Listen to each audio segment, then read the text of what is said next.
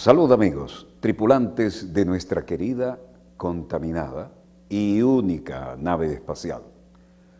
La misma que, desde la última vez que nos vimos por estos medios, ha dado otra vuelta sobre su eje imaginario y, por supuesto, vaya que sigue generando acontecimientos en pleno desarrollo. Y entre los últimos y más notorios, hay un cambio muy interesante, de la actitud de Washington hacia el jefe del gobierno israelí, el Bibi Netanyahu. Están hasta el gorro de Netanyahu. Y se lo están haciendo sentir. El personaje que ya fue catalogado por gallina, incapaz no solo de hacer una guerra, sino incapaz de hacer la paz, de llevar adelante iniciativas que le hemos puesto en bandeja, prácticamente le dijeron, para solucionar el tema con los palestinos. Ahora le han dicho algo más fuerte todavía, ¿no? No solo le dijeron gallina, le dijeron chicken shit. Parece que Washington definitivamente le tiró bola negra a Netanyahu y la alianza absolutamente tradicional, inamovible, tal vez no se vea muy afectada, pero están hasta el gorro de los caprichos de este caballero y parecería que están marcando el final de su peso específico como líder, si alguna vez lo ha sido. No son nuestras opiniones, es lo que le vamos a mostrar. Y cuando Washington deja caer estas cargas de profundidad, es porque hay una decisión tomada. De manera que hoy vamos a comenzar, cuando no, con el eterno círculo vicioso donde el señor Netanyahu, y no es el único, no solo no quiere paz, sino que tampoco define la situación, no tiene el coraje de ir a una solución pacífica que le han puesto en bandeja varias veces, pero que siempre se ha comportado como el niño mimado, el niño malcriado de Washington. Parece que Washington dijo, hasta aquí llegamos. Me huele que eso es así y los acontecimientos en pleno desarrollo lo demuestran o lo van a demostrar pronto. Hermosísima toma de Jerusalén, el templo de Al-Aqsa, la explanada de la mezquita, templo de la roca, tercer lugar más sagrado del Islam. Y para los judíos allí estuvo el templo de Salomón y ellos desearían volver a construirlo. Los sectores más ortodoxos están en esa línea.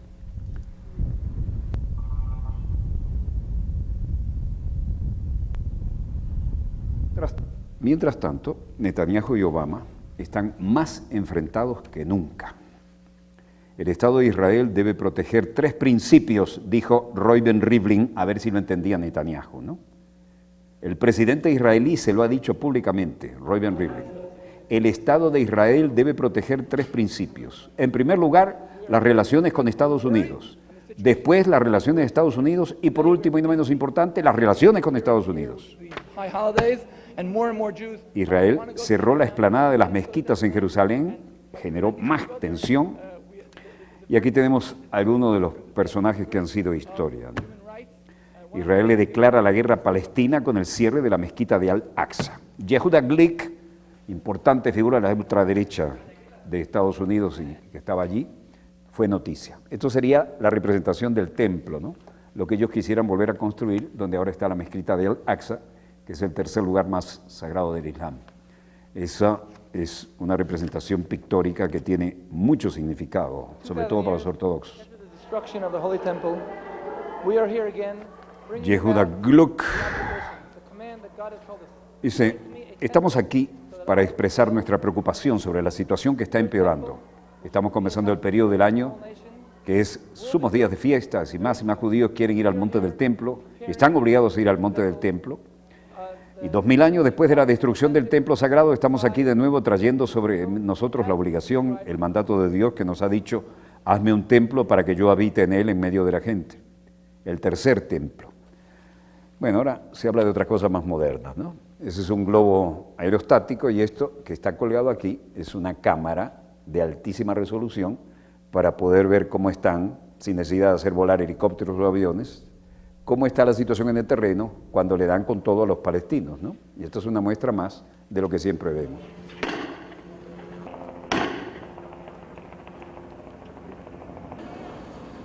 La policía israelí mató a un supuesto tirador palestino, presunto, Mató a un hombre sospechoso del intento de asesinato de un activista judío de línea dura en Jerusalén, incidente que provocó nuevos enfrentamientos, como estamos viendo. El miércoles por la noche, un hombre en una motocicleta disparó e hirió a Yehuda Glick durante una conferencia fomentando el acceso judío al lugar complejo en la cima de la colina, conocido por los judíos como el Monte del Templo y por los musulmanes como la explanada de las mezquitas, tercer más sagrado lugar del Islam. El pistolero se acercó a Glick, habló con él en hebreo con fuerte acento árabe y según Moshe Feiglin, un legislador del partido Likud, le disparó a quemarropa en 3 ocasiones y huyó del lugar. Hay quien dice que solo quedó herido. Glick, nacido en Estados Unidos, conocido activista partidario de aumentar el acceso de los judíos al lugar sagrado, permaneció hospitalizado en las últimas horas en estado grave, aunque algunos decían que lo habían matado. Apareció como siempre el vocero de la policía, Mickey Rosenfeld, un hombre bastante entrenado y telegénico, que lo usan como la cara más o menos suave de las declaraciones. Mucha sangre aquí, ¿no? Dijo que los agentes rodearon el domicilio del sospechoso en el este de Jerusalén a primera hora del jueves. Añadió que el sospechoso abrió fuego y los policías respondieron y lo mataron. El atacante fue identificado como Moates Higazi, miliciano islámico liberado poco antes de prisión. Poco después de los disparos mortales a Higazi, surgieron enfrentamientos en Abu Tor con palestinos lanzando piedras a los policías antimotines. Esta fuerza respondió con balas de goma para dispersar a los manifestantes. Los residentes se congregaron en las azoteas coreando cánticos pro-palestinas, mientras la policía establecía puestos para controlar la entrada y salida del barrio. Pero la sangre había sido derramada. Israel asegura que permite la libertad de oración en el monte, pero los palestinos afirman que el gobierno aumenta cada vez más, provocativamente y de manera unilateral, la zona dedicada a los fieles. Los palestinos lo consideran como una colonización judía del lugar, el más sagrado del judaísmo, y el tercer lugar más sagrado del Islam, mientras que los activistas como Glick afirman que están siendo discriminados al ver limitadas sus oportunidades de ir a orar en la colina. Pero ir a orar en el Monte del Templo es una provocación directa a los palestinos y cada vez que lo hacen saben lo que van a conseguir.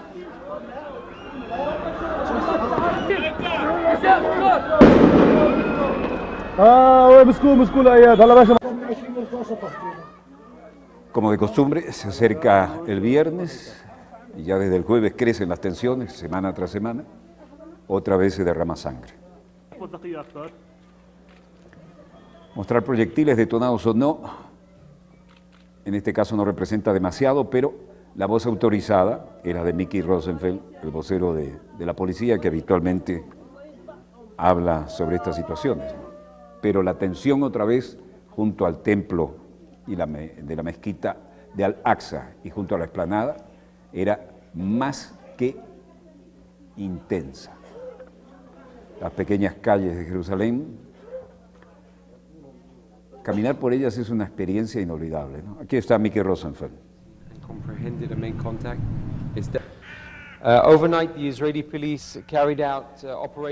Esta vez está leyendo una chuleta, descaradamente, está leyendo un texto, ¿no?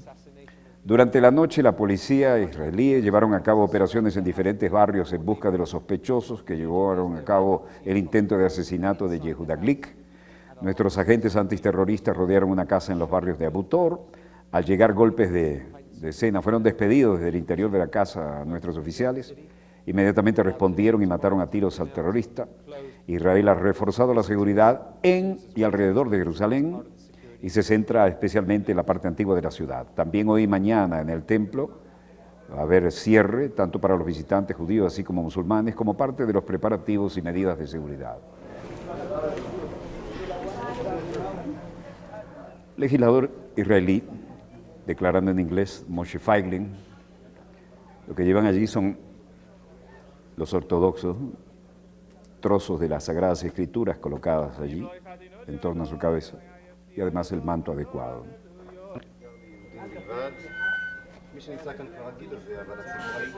Moshe Feiglin decía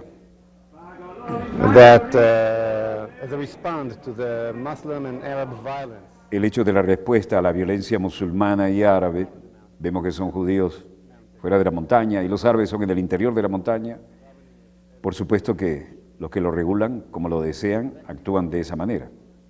La razón por la que vemos más y más derramamiento de sangre es esta, debido a que los musulmanes entienden que reciben un premio cuando creen que logran atentar contra los judíos. Muy sectario todo esto. Bueno, aquí había otra vez un encontronazo a medida que se acerca el día sagrado. Las fuerzas de seguridad con equipos antimotines, medidas redobladas, la tensión flota en el aire, ¿no? Un familiar de un palestino detenido como sospechoso decía, ellos le han disparado y le han golpeado, han hecho lo que le ha dado gana, después le botaron encima todo lo que tenían, desde agua hasta otras cosas, y rompieron incluso los suministros de agua y los depósitos de agua, que aquí es difícil de conseguir y que todo el mundo almacena, dado el racionamiento que hay para todos los servicios públicos.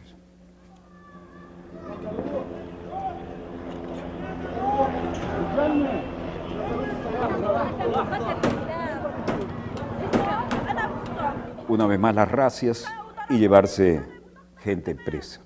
Ellos lo golpearon, lo dispararon, arrojaron agua sobre él, rompieron el depósito de agua, rompieron todos los vidrios de la casa.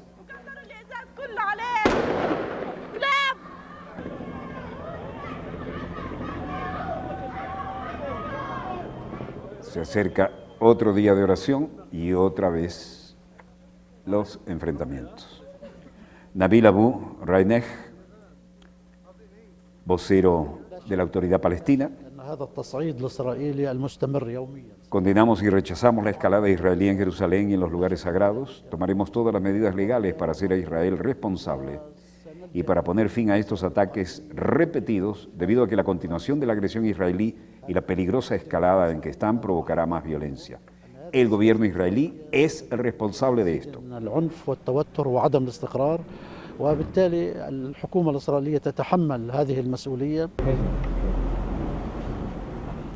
El vocero oficial de Hamas, Fawzi Barhum, también tenía algo que decir al respecto.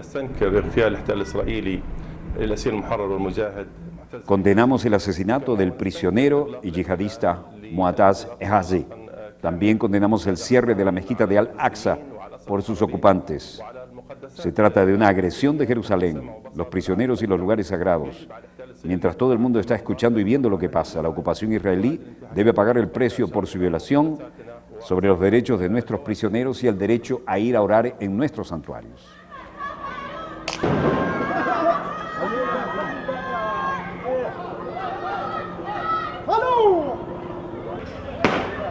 Netanyahu, que está cada día más arrinconado y con cada vez menos apoyo, casi cero apoyo, diríamos, de parte de Estados Unidos para él y su gobierno, ya no sabe cómo salir del empantanamiento en que él mismo se metió por su manera de actuar o de no actuar. Hace unos días les dije que estábamos en una ola de incitación por elementos islámicos radicales y por la autoridad palestina. El presidente Mahmoud Abbas, Abu Mazen, dijo el nombre de guerra, ¿no?, quien dijo que los judíos deben ser impedidos de ir hasta el monte del templo por cualquier medio posible. Todavía no he oído hablar a la comunidad internacional, tanto como si fuera una sola palabra de condena de estos comentarios incendiarios. Le duele esto, ¿no? Se ha quedado solo. La comunidad internacional debe poner fin a su hipocresía y tomar medidas contra los incitadores, contra aquellos que tratan de cambiar el estatus. Mírenle las ojeras. Está solo. Estados Unidos le retiró la alfombra bajo los pies. Luego, Shawki Aliza, ministro palestino de Asuntos Sociales, también tenía algo que decir y lo decía desde el despacho de la Autoridad Nacional Palestina. ¿Qué está pasando en Jerusalén ahora? Por supuesto, va a haber una reacción por parte de las víctimas. Ellos entienden eso y quieren escalar más la situación. Creemos que la única manera de hacerlo es aplicar el derecho internacional, poner fin a la ocupación israelí ilegal. Esto va a resolver el problema porque tenemos que abordar la raíz del problema. A medida que el secretario general de las Naciones Unidas dijo que durante la agresión contra Gaza, La raíz de todos los problemas aquí es la ilegal ocupación israelí y las políticas israelíes.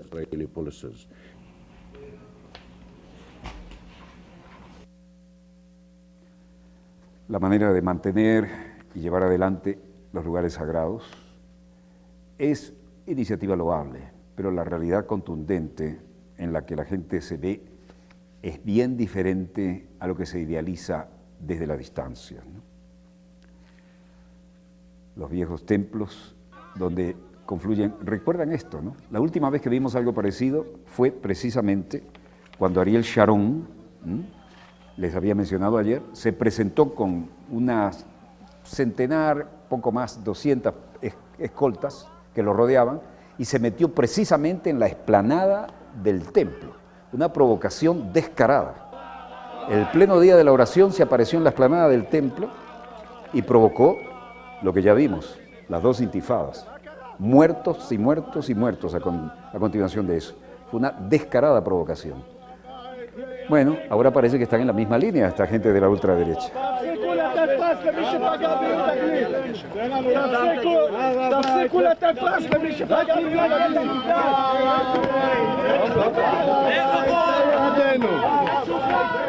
La puerta de Nablus o puerta de Damasco, un líder de los colonos israelíes, Baruch Marzel, decía: estamos aquí para decir que el gobierno de Israel ha fracasado. Durante muchos meses, judíos son atacados en el monte del templo, judíos son atacados en Jerusalén, y el gobierno también es fuerte contra los judíos y débil contra el terrorismo y los alborotadores árabes. No pega una, Netanyahu.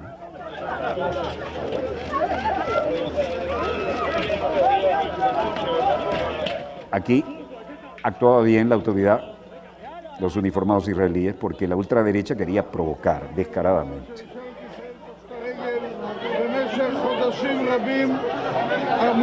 Y este es el líder de la ultraderecha aquí, Baruch Marzel. Estamos aquí para decir que el gobierno de Israel ha fracasado. Los judíos son atacados en el monte del templo, atacados en Jerusalén. El gobierno es fuerte contra los judíos y débil contra el terrorismo. Y luego aparece el legislador árabe Ahmed Tibi, quien declara en inglés, y se suma a esta sensación de que se enrarecieron los ánimos como cada día que se acerca al día sagrado de oración.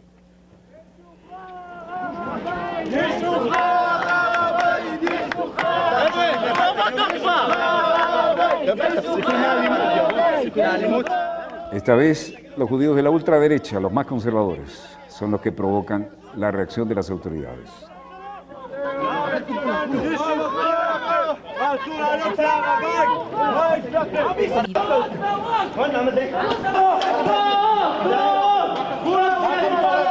Consecuencia, también cierran el acceso al monte del templo, el tercer lugar más sagrado del Islam, de manera que tampoco pueden ir a orar los palestinos, como es su derecho.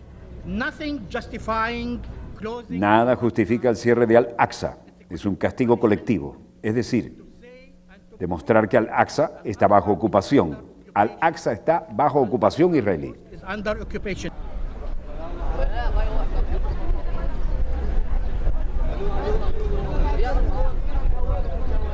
Se suma a todo el desprestigio del gobierno de Netanyahu que Suecia es el primer, ya habíamos informado de esto, pero se confirma, primer país europeo que reconoce al Estado palestino, y se supone que detrás de esto venga más. Bueno, esta es una de las 4 puertas habitualmente más o menos abiertas, ¿no? Esta es la de Nablus o de Damasco. Hay una 5ª puerta, pero está generalmente cancelada. Hablábamos de Suecia.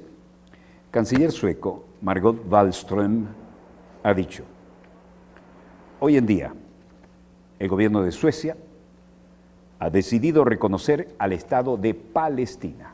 Aquí lo tenemos. Otro golpe para el gobierno de Netanyahu, que ya no cuenta ni siquiera con la mínima solidaridad de Washington.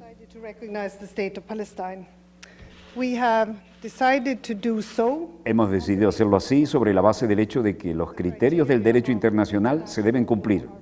No es un territorio, un pueblo o un gobierno. Tienen que tener eso. Bueno, a causa de la situación sobre el terreno, hemos visto un aumento de la violencia y en los asentamientos en Jerusalén y en Cisjordania. Y hemos visto en 6 años 3 guerras en Gaza.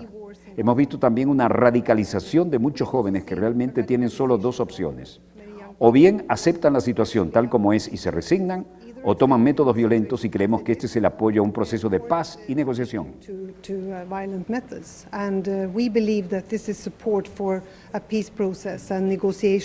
Creemos que esto inspirará a otros y esperamos para que inyecten una nueva dinámica en las perspectivas de las conversaciones de paz renovadas, como diciendo, si Suecia lo hace, a ver quién más tiene coraje de hacerlo y mandarle el mensaje a Netanyahu, ¿no? Y hay señales de esto, no hay duda.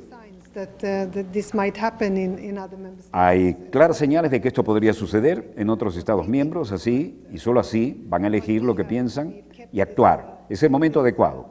Hemos mantenido un objetivo general y el objetivo de reconocer 2 estados que vivan uno junto al otro en paz.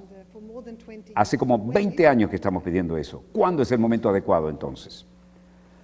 Bueno, parece que los bloqueos y el apoyo israelí del gobierno de Washington se acabó. Ramallah, margen occidental de Jordán. Raid al-Maliki, como nos gusta decirle y como nos dijo él cuando lo entrevistamos aquí en este estudio, no sé por qué le ponen al-Maliki siempre, damos la bienvenida a este anuncio, damos las gracias al gobierno y al pueblo de Suecia por este reconocimiento. También le doy las gracias por su valiente decisión que se hizo a pesar de toda la presión que se puso contra Suecia cuando expresó por primera vez su disposición de hacer el anuncio de reconocer al Estado palestino.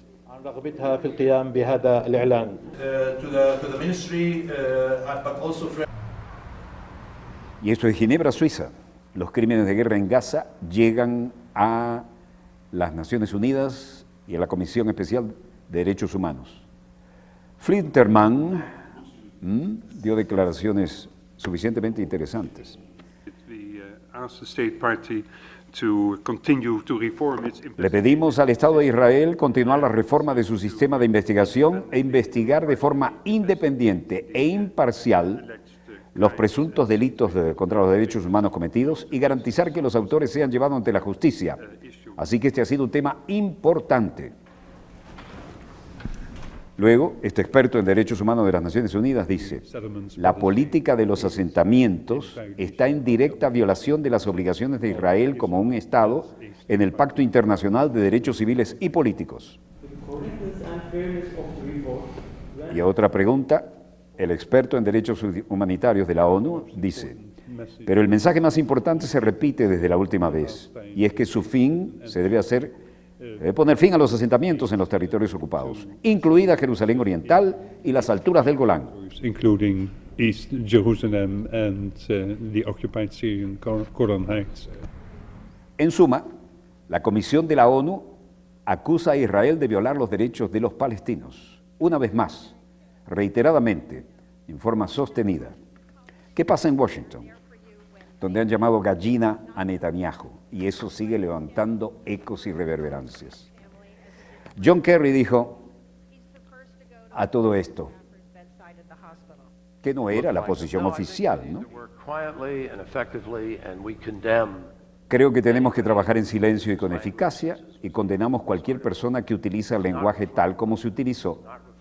No refleja la posición del presidente, es vergonzoso, inaceptable, es dañino, y ni pensar que ni el presidente o yo hemos usado esa palabra, ni la hemos oído alrededor en la Casa Blanca. No sé quiénes son estas personas anónimas que se guardan de conseguir esto y que hacen la vida mucho más difícil.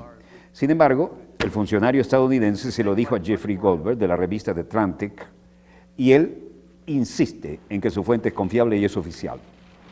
Lo bueno de Netanyahu es que es un gallina, le asusta empezar guerras, dijo el funcionario, pero al mismo tiempo se lamentó. Lo malo de él es que no hará nada para facilitar un entendimiento con los palestinos o con los estados árabes. También en eso es gallina. Vean esto.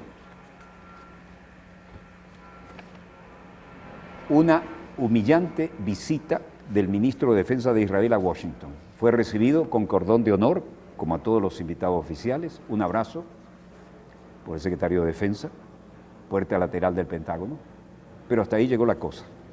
Nadie, después de esto, oigan bien, nadie recibió a Moshe Yaalon. Nunca había ocurrido eso con un representante de este nivel de Israel. Se le recibió como corresponde, Ministerio de Defensa, cordón de honor, guardia. Nadie más en todo Washington le dio una cita. Ni lo recibió Obama, ni habló con él, ni ningún otro miembro del gabinete, nadie. Salvo los representantes del lobby pro-israelí, naturalmente. Y esto ha sido todo un mensaje durísimo. No tiene precedentes. Un ejemplo, inmediatamente después, ¿quién llegaba?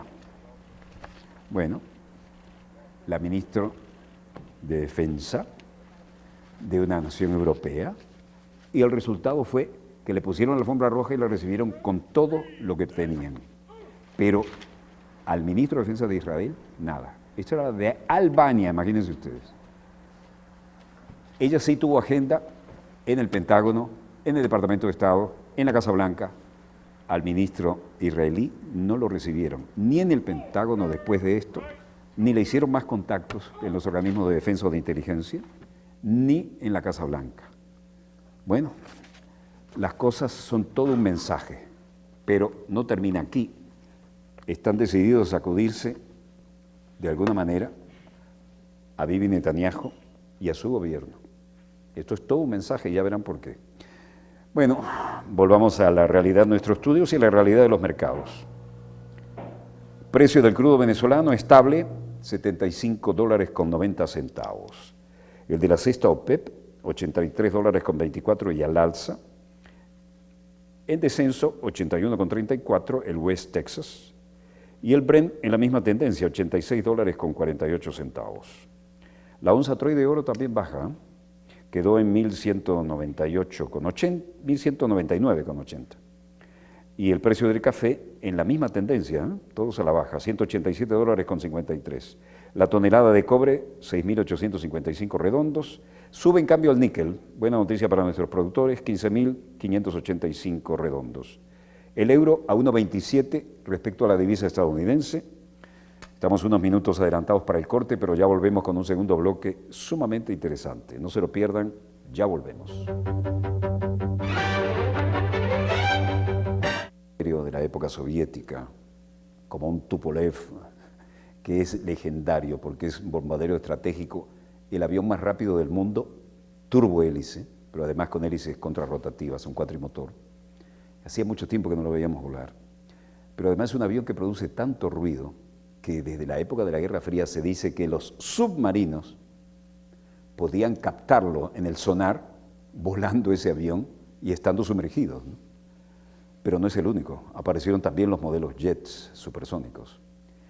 Esta muestra de músculo no sabemos a qué obedece, pero es evidente que es una muestra de músculo y alguien está marcando territorios, ¿no? Le vamos a mostrar algo de lo que apareció, por ejemplo, en zonas que antes eran tan sensibles como los mares cercanos a Noruega. No olvidemos que desde aquí han salido en épocas tremendamente tensas no solo las grandes flotas de submarinos nucleares, sino las unidades de superficie, ¿no? Pero ahora también está mostrando músculo la componente más conspicua de la Fuerza Aérea rusa.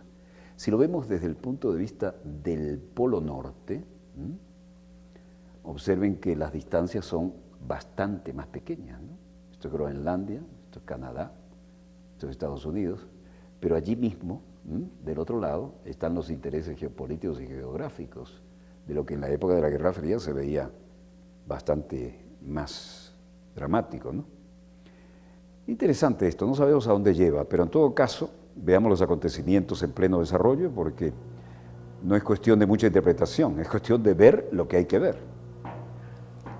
No ha habido videos, pero hay muestras fotográficas. Este es un caso típico, ¿no?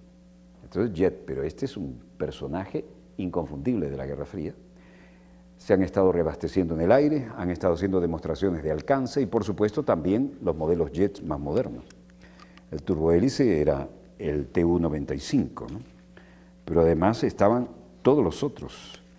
El Tu-95 es muy interesante, que no es este sino el anterior, ¿no? Pero el Tupolev 160 que tenemos aquí seguido por un F-16 Es un bombardero pesado supersónico de geometría variable desarrollado por Tupolev en la Unión Soviética, el último diseño soviético de bombardeo estratégico. Y el Tu-95, el turbohélice, interesantísimo. La OTAN registra actividades intensas de aviones rusos en Europa. Mientras tanto, en Atenas, el secretario general de la OTAN, Jens Stoltenberg, tenía algo que decir.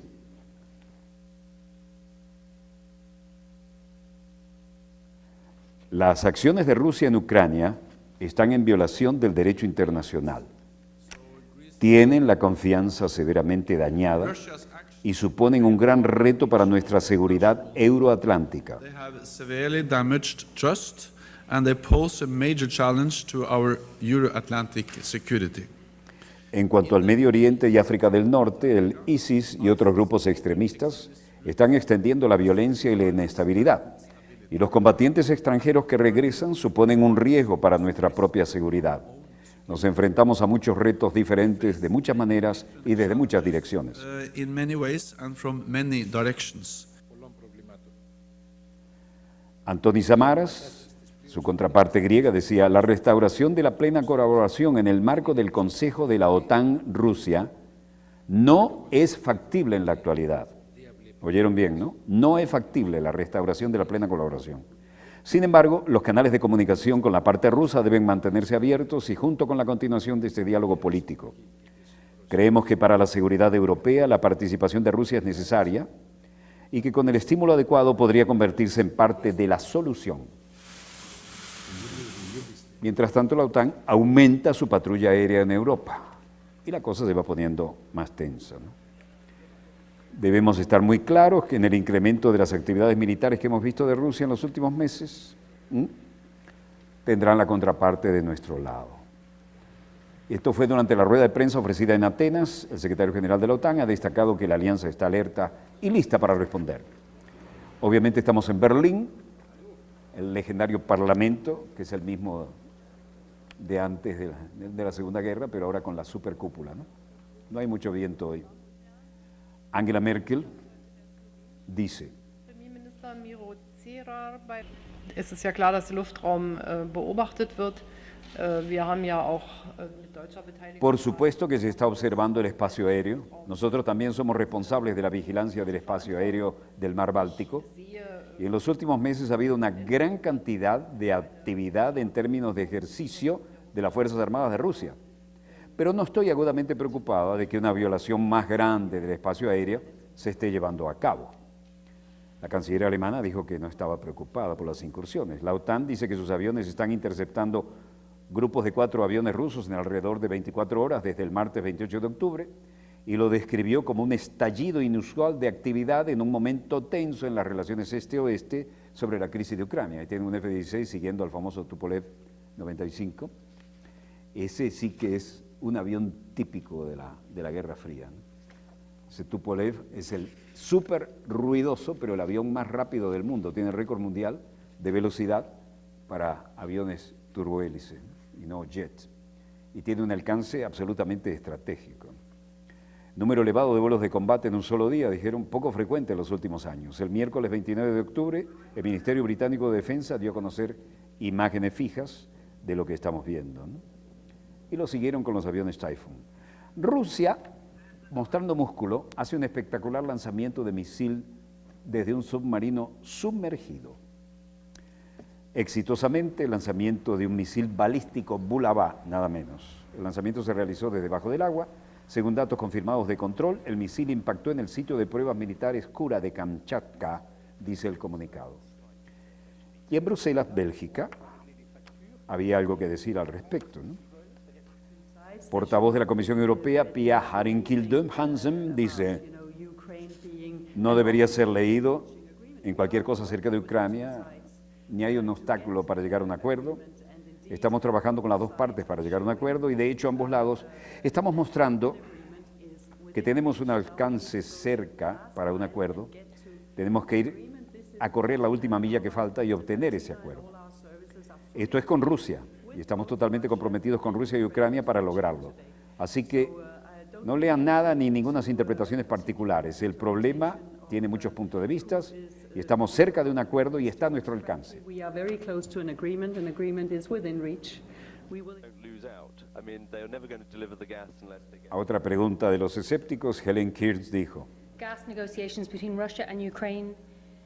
las negociaciones del gas entre Ucrania y Rusia concluyeron a las 4 horas de esta mañana, conjuntamente con documentos preparados en donde se establece un entendimiento común. Ahora están con los respectivos gobiernos de Moscú y Kiev para su aprobación y las consultas, incluso trilaterales, continúan y continuarán durante todo el día de hoy por el tiempo que sea necesario. Eso lo decía a primera hora de la mañana. Y ahora estamos en Kiev, Ucrania, y el primer ministro Arseniy Yatsenyuk, con su cara de póker de siempre, decía: se firma el primer tramo de pago por el gas que se suministra en el pasado y que asciende a 1.450 millones de dólares. Será pagado dentro de la recta final, en la línea de tiempo, lo más corto posible después del protocolo. El resto de la deuda, que asciende a 1.650 millones de dólares, se pagará antes de que finalice el año en curso. Це означає, що в останньому кварталі цього року Esto significa que en el último trimestre de este año el precio será de 378 dólares y en el primer trimestre del próximo año el precio será elevado al nivel de 365 dólares. Se refería a las unidades con que se paga el combustible. Nosotros, junto con la Comisión Europea, llegamos a un acuerdo de que la Comisión Europea será el garante de los derechos satisfactorios de Rusia sobre un precio justo por los combustibles, incluso a través del mecanismo de compensación de aumento de precio. Si este precio no se corresponde con el protocolo trilateral firmado por la Unión Europea, Ucrania y los rusos, pero creemos que esto va a funcionar. не буде відповідати трьохсторонньому протоколу, підписаному між Європейським Союзом, Україною і росіянами. Yatsenyuk dijo que estaba listo para pagar las deudas previas por el suministro de gas inmediatamente después de que se firme el acuerdo. En Moscú, mientras tanto, ministro de Energía de Rusia, Alexander Novak, То есть все будущие поставки в зимний период должны оплачиваться до начала поставок. la posición de la parte rusa sobre el pago por adelantado se ha conservado. ¿Qué significa? Que todos los futuros suministros en el periodo de invierno deben ser pagados antes del inicio de los suministros, que es un mecanismo denominado prepago. Take or pay, lo dijo en inglés. На наш взгляд, при желании украинской стороны En nuestra opinión, siempre que la intención de la parte ucraniana y la finalización de los documentos que he nombrado en el futuro próximo funcionen, podríamos tener un acuerdo y los papeles podrían ser firmados. Hemos acordado que se podría hacer hoy o más tarde, cuando se finalicen los documentos que ya prácticamente están listos para la firma. Ucrania entonces, y aquí se refleja en Moscú, promete prepago por el gas ruso y eso sería la solución del entredicho. En Bruselas, mientras tanto, el presidente de la Comisión Europea, José Manuel Durão Barroso, confirmaba el tema.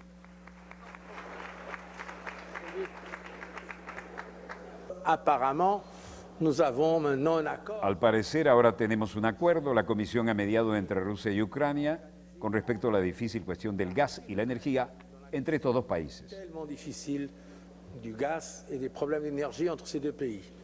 Donc,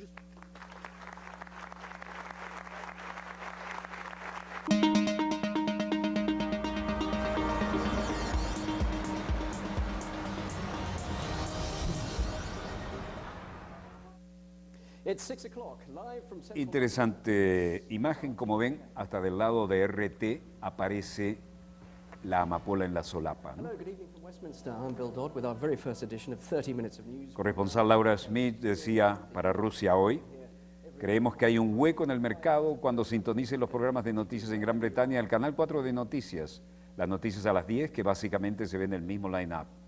Esta es la nueva ofensiva mediática de Rusia RT en el mercado británico. RT UK, United Kingdom, un canal de noticias único para el público británico.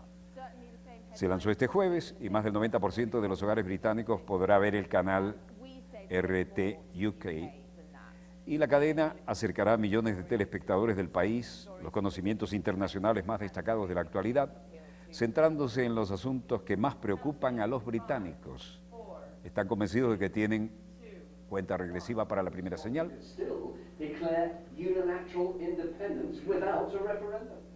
Esto sí, necesitan el teleprompter, ¿no? Ahora, con un canal dedicado al Reino Unido, podemos cubrir las necesidades e intereses de la opinión pública británica, fomentando el debate y nuevas formas de pensar acerca del problema que conciernen a los británicos, afirmó la directora de RT, Margarita Simonian.